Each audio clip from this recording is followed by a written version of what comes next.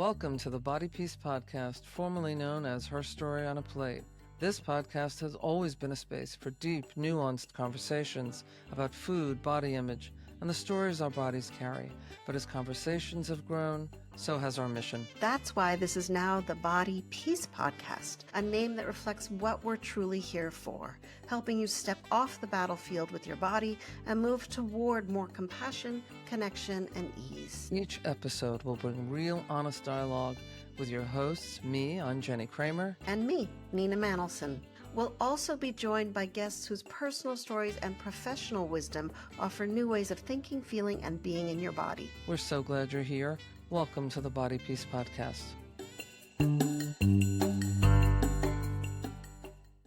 Just to take you behind the scenes, how do we come up with what we're going to talk about, right? So as we record this, and I imagine for some time to come, the Israeli war is going on, and we are recording here in the United States, and we are now involved as well. And it really led us to talking to each other about what do we do when we're in situations where we just feel we have no agency, we're a bit out of control. It doesn't have to be a war, it could be anything. And so I think it's a hearty topic. I think there's lots to talk about. Yeah. And one of the things that you brought up as we were chatting about it, which is, yes, there's the war right now between Israel and Hamas, but there's a war happening in the Ukraine. There was just COVID, right? There's so many things that make us feel out of control in life. There are so many things that come up that give us a sense that we don't have the agency that we wish we had, right? We have family members who are ill. We have kids that just go off to college and we feel out of control. There's so many aspects, to the reality that we don't have ultimate control in our life. I would say it's actually real and imagined, right? So there's the real life circumstances around us, some of which we think we have control over. Little do we know we actually don't, but we feel better thinking that we do. And then there are the things we acknowledge we really don't have control of, and we're not happy about those either because we'd like to be in control. And it really is about perception. What do human beings want, right? They want to make a difference, and they want to have some agency. Mostly that's what people want. Oh, and to be loved and all of that. But they really like to have agency as well. Yeah. Jennie, I want to give you like a brief example of how control shows up in my household. So my husband is Kyle. We've been married for a gazillion years. And one of the things that I've noticed for him is when there's big things that are really out of our control. There was a time where I was going through a big health crisis, when there's been times of war, different kinds of big issues that are not things that we actually can impact.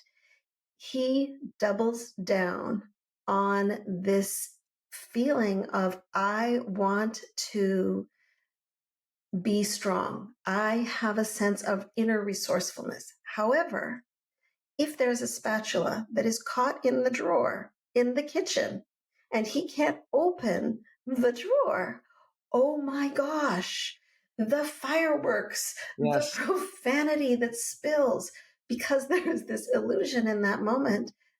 This should be controlled. Someone should have put that spatula in that drawer better. Who did this? How did this happen? Right? Well, this outrage. Is he wrong? I mean, shouldn't the spatula have been put in properly? I can relate, but that's not what we're talking about. Okay. Right. No, but there is that feeling of, where can I control? Right. And this desire like, oh, I got to do something about that. And where can we not? And so when we take this to beyond the spatula in the drawer, when we get to the bigger things in life, what do we do when we really feel so much is out of our hands? Yeah.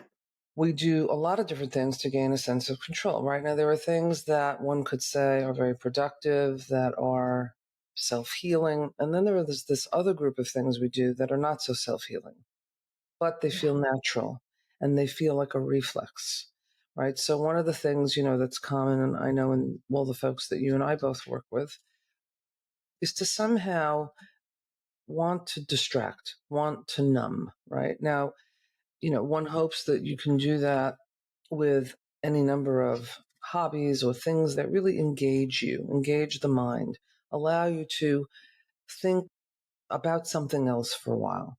And then there are those times when you go to your go to, right? So Yeah. often that involves food, right? Yeah. And I cannot say this enough times that it requires compassion and curiosity and Mhm. gentleness. Just notice it like, oh, that's interesting. Huh, haven't done that in a Mhm. while. Okay. And go with it and just see where Yeah. it takes you. It has a purpose. Yeah. And there's two sides of that, right?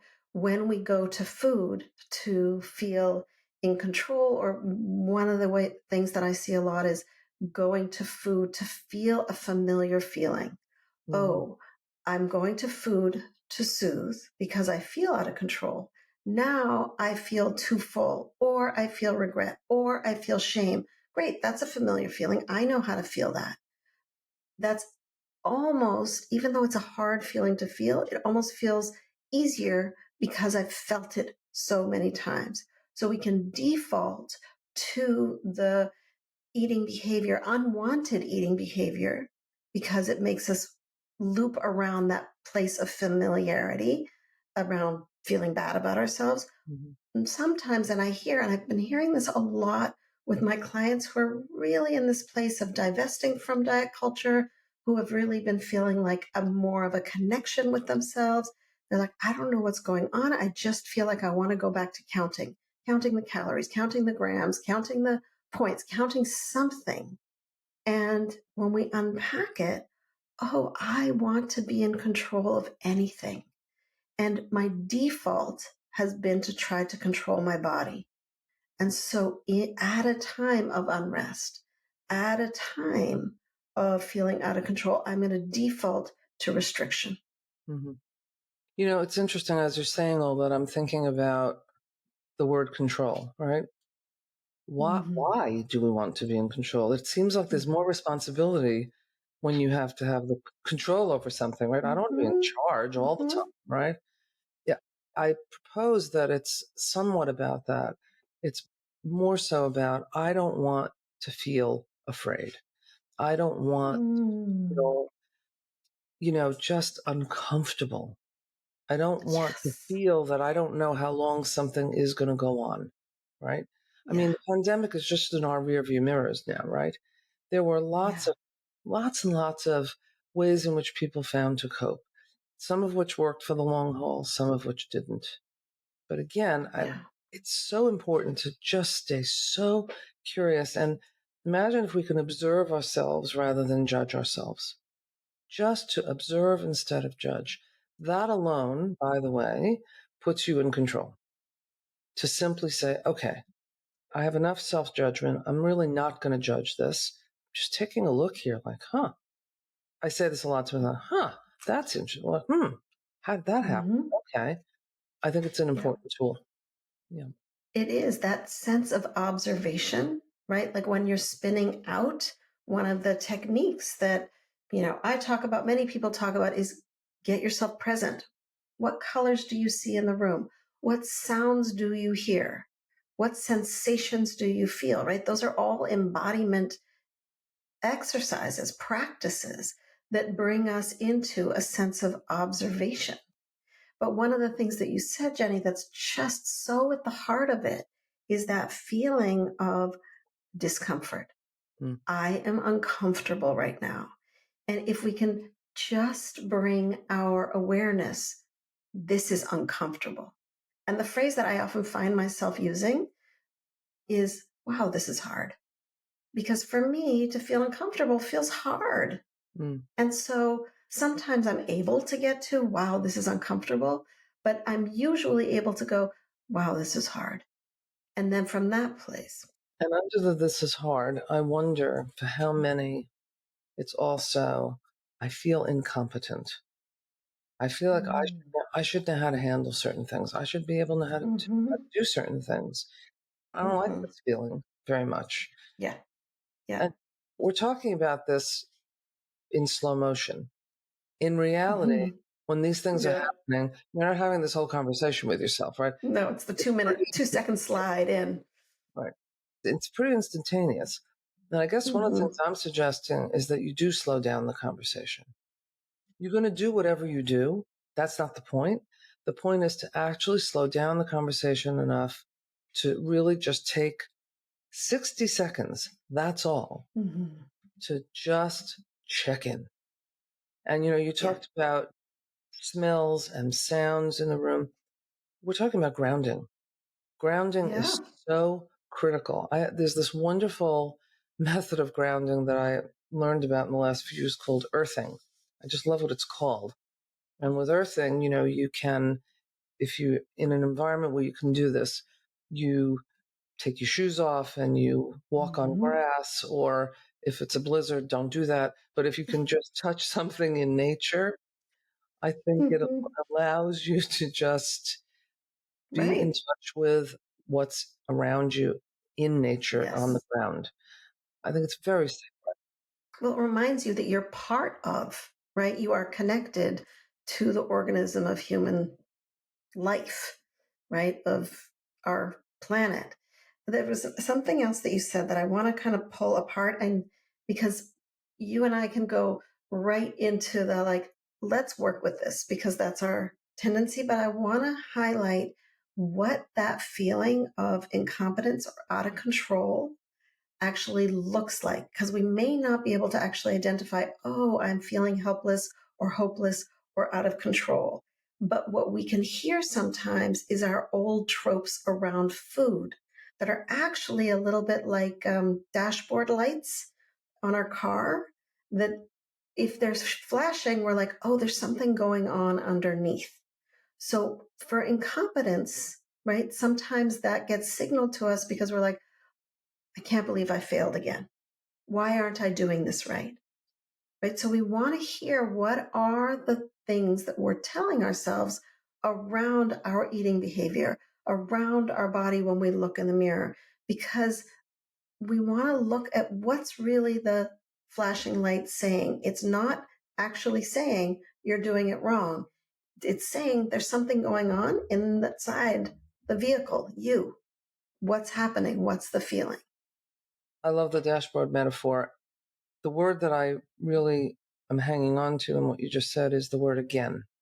Like, how many times have I done this? Or what does this Mm-hmm. remind me of? Look, Mm-hmm. even when you seek out what we're going to call a comfort food, whatever that is for you, right? Whatever 12 Mm-hmm. things that is for you. When you seek that out, right? It's so easy to get judgmental. It's so easy to say, oh my God, I'm hopeless. Can't believe I'm doing this again. What's wrong with me? Mm-hmm. That's certainly one route. I don't recommend it.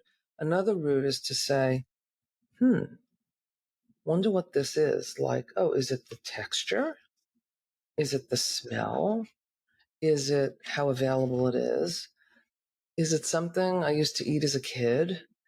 Is there a story around that? Right? Now, again, we're doing this as a slow conversation. In your mind, it's a faster process and it may not change the outcome. You may discover, yes, it is the texture. And yes, I ate it when I was 10. And yes, it was good then and it's good now. And I want it now and I'm having it. And thank you very much. And have it. There's no Mm-hmm. moralizing here about food, right? But it's to just turn off the judgment. That's all. I really believe that if someone you love or a friend or someone came to any of you that are listening and said, you know, I'm so mad at myself because I've depended on or relied on some behavior and I just wish I wasn't doing it anymore. I guarantee that you would not say to your friend, well, you're doing it because you're an idiot. So you wouldn't do that. But this is what we do to ourselves, right? Instead, Right. you would likely say, oh, be Right. gentle Oh, with yourself. It's honey. human. It's what happened. Yeah. It's okay. Yes. Right. Right. And what you're speaking to is self compassion. And what I love that's bubbled up in the last 15 years or so is so much research about self compassion from Christopher Grammer, from Kristen Neff, really on the forefront of talking about how when we talk to ourselves with that same kindness that you just said, Jennie, about how we would talk to somebody else, Mm. how that's so much more effective in terms of supporting our well-being, in terms of supporting our being an ally with ourselves, then, oh, come on, just stop. Just pull up your bootstraps. Let's get on with it. And coming back to that sense of, I always call it like hand on your heart. Oh, honey, that feeling Hmm. is so important. And it's not a switch that we can flick on when we have been trained actually to the opposite, to be critical. It's a practice that we bring into every day. I'm also aware, as you're talking about this, that there are many who are listening to us today who don't have a model to go by, that there isn't something they can go back to perhaps in their developmental years where they did feel cared for, they did feel that they could have a safe home base to run to. Or, just, Yeah. remember when you were playing kickball as a kid and, just home base, that they don't have that. And so when you don't have that, you almost have to develop a new one that you can rely on. Yes. That Yeah. requires being conscious and grounded and compassionate and kind and really being your own best friend in that moment. Yeah. And sometimes I find that the people who have no frame of reference, if they've ever had an animal, it's often the best frame of reference because they have often been that to their animal, right? Yeah. To their pet. And so they're being that kind voice, they're being that caring person. And so they actually have the model within them because it's showing up in a very specific relationship Hmm. that is a supportive, caring relationship. And I want to reel all of this back to how, when we're in this place of self compassion and in this place of observing our inner critical voice, our inner, oh my gosh, again voice, oh my gosh, I'm out of control, what's the plan voice, like how that's connected to this experience that will always come at us in life of I'm out of control. Well, it brings up, as you say that, it brings up this whole idea of the word recovery, which is probably its Mm. own episode all by itself. Recovery is a very controversial word because it implies in some ways, I was broken, now I'm fixed, now let's count the Mhm. days. Except Yes. it doesn't work that way. Except it doesn't work that way. It's such a bummer. No, it really is about understanding that, okay, this is my go to, and sometimes this is what I do to cope. And what I hope for in myself is that because it doesn't wind up working for me in the end, that I'm going to do it a lot less often. And that when I do it, I'm going to do it for less duration. But I'm going to know that this is always sort of lurking. It's part of my Mhm. being. And there'll be times that I will be kinder to myself and not have to do it. And there'll be other times where that's what I need to do. Yeah. Yeah, it is. It's the coping skills, right? So if we go and we have to on a trip and we have a first aid kit and Yeah. all there is in that first aid kit is ice cream, well, okay, then that's our first aid kit. And if that's been a great first aid kit for a lot of our life, it's Right. going to be our go to. But if we can also fill that first aid kit with, I don't know, puppies and therapists and, right, and band aids and other things, then we have an opportunity to open that first aid kit. Wow, I'm having a hard time. This is very uncomfortable. I open my first aid kit. What else is in there? Mm, And sometimes ice cream is. And I'm not vilifying ice cream, not in a million years. But I'm saying if it's the only thing in our toolkit, it's the thing that we're going to go for. right. So let's broaden it, Yeah. It's right? really about trusting yourself to make the choice. Yeah.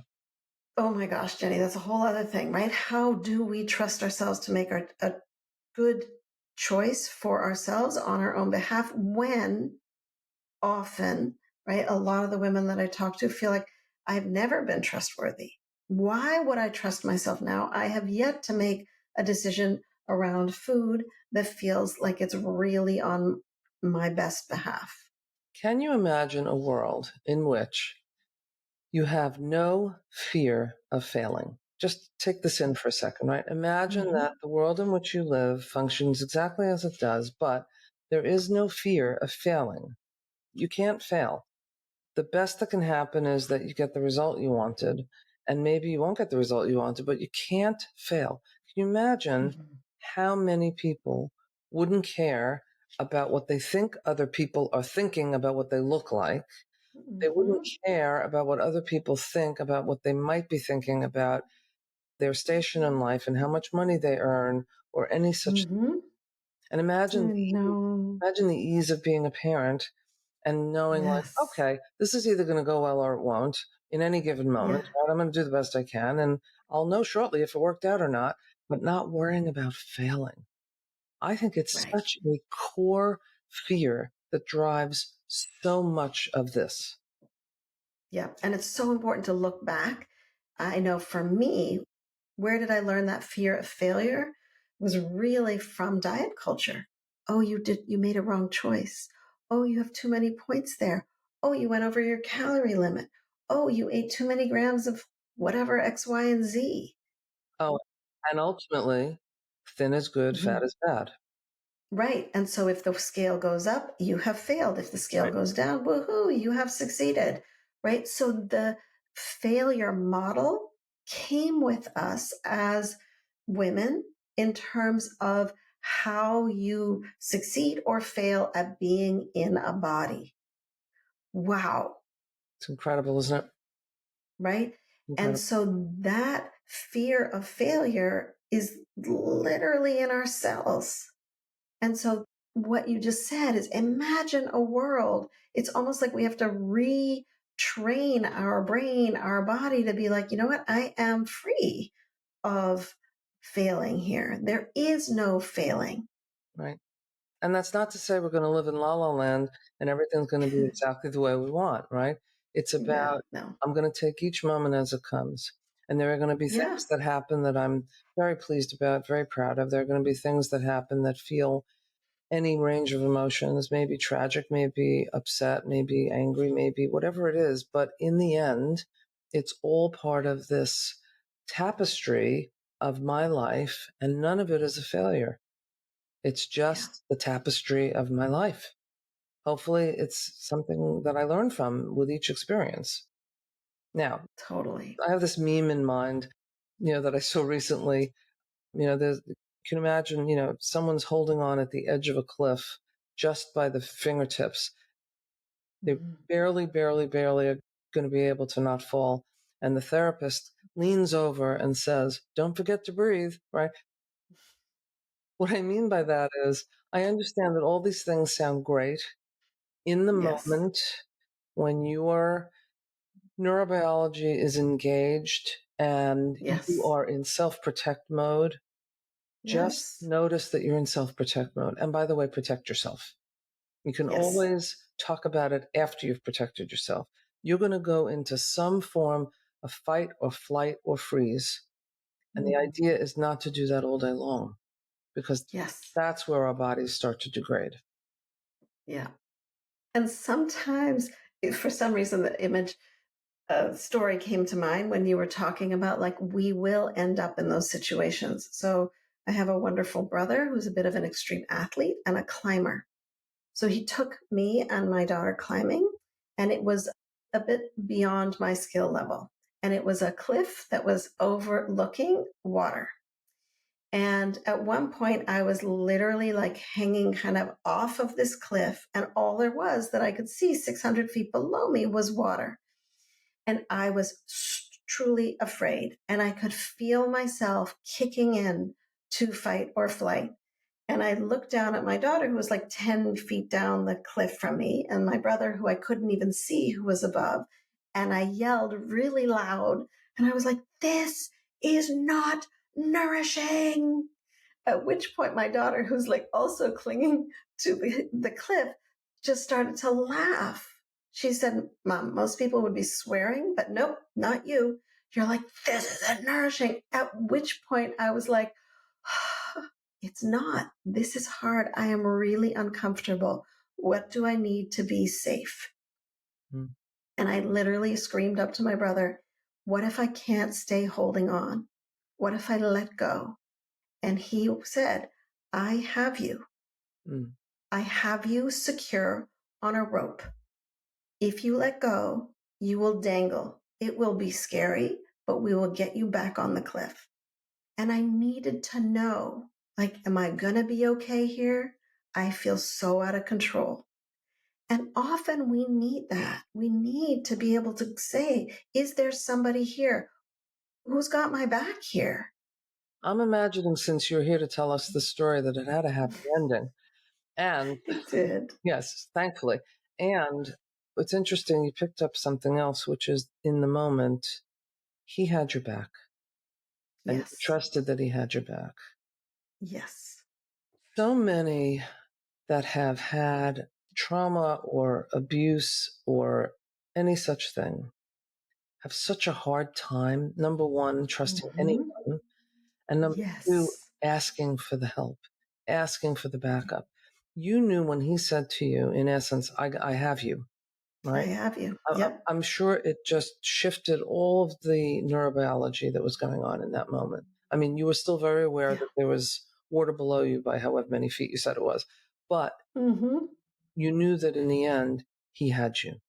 Yeah. I'll say just simply, because it's a much bigger subject, the behaviors that you use are your way of being held. And so Yes. some of the work is learning how to trust others and knowing that you don't have to do it all yourself, that you really Mm-hmm. can count on other people, that they will be consistent. They will be human, but they will be consistent. And that's Yeah. really a deep part of the work, I think. And Jenny, I think that's a great place to wrap up on, which is that, if you're listening to this and feeling like you're in a place of out of control and all alone and helpless or hopeless, it is so important to get support. And as you elegantly said, it won't be perfect. It'll be human support, Mm, but it will be there. I always say this life is not a solo sport. It is a team sport. mm, We need each other, right? You're listening to this podcast because you're looking for connection, community, support. And I want to say, wherever you are, reach out. mm, And as a way of wrapping us up here, if you're looking for more information about Jennie, about myself, check out our website, herstoryonaplate.com. It has links to more resources, to more information. And also, we'd love to hear from you. We'd love to hear, what are your takeaways from this? What felt important? What felt impactful? What's mm. got you thinking from our conversation? We are here because we want to engage with you and support you in exploring and unpacking and healing your story of your body and your food. So thank you so much for listening. We're so glad you joined us on this episode of Body Peace. Stay connected as we continue exploring what it means to live in your body with more ease, trust, and care by subscribing to Body Peace on Apple Podcasts, Spotify, YouTube, or wherever you listen. Be sure to visit us at bodypeacepodcast.com for special bonus content for those on our mailing list.